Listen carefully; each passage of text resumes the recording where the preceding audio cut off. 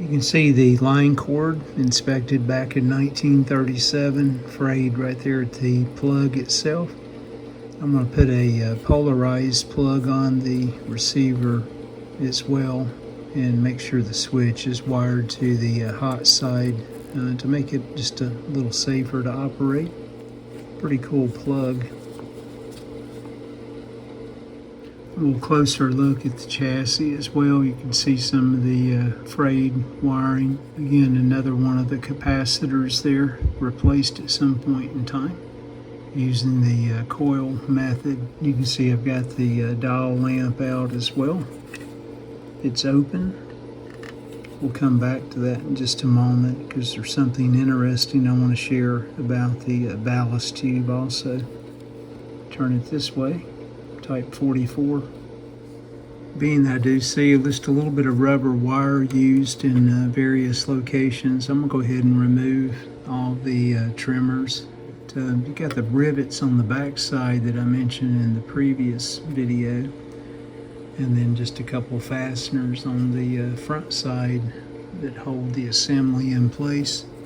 Yep, and I was able to get those out. Just squeezing them together and backing them out.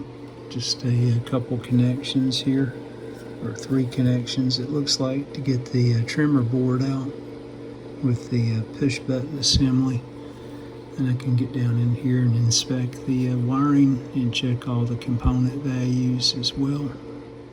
Take just a moment and document where the lead wires go from the board. You can see the cool Mallory capacitor here as well.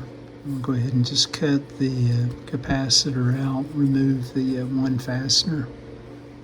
There's a look at the dual section electrolytic Mallory, rated at 150 volts.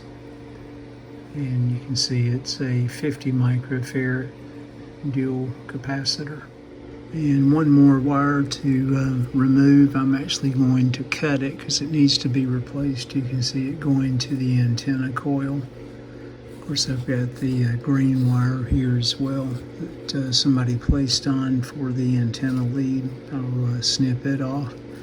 But there's the black lead, and you can see it's frayed anyway, and going down here by the IF transformer. And again, that's the green lead that somebody placed on for the short or long wire antenna. Going back to this point, attaches to the capacitor. You can see that it was replaced at some point in time as well. Okay, one more lead, the black wire coming from this side of the capacitor over to the wave trap itself. It's frayed as well, so let me just snip it off also. And I should have one capacitor now, or tuning condenser. Here's a look at the chassis just after a small wipe down with a disinfectant wipe. Just a little bit of rust there on the back side. And a better look at the tuning condenser itself with the antenna coil soldered in place. I'll break all this apart and de-rust it. Get all the crud cleaned up. See the junk there between the plates. And just use a brush and try to brush off all the junk there around the antenna coil. Get this thing lubricated and back in the chassis itself here at some point.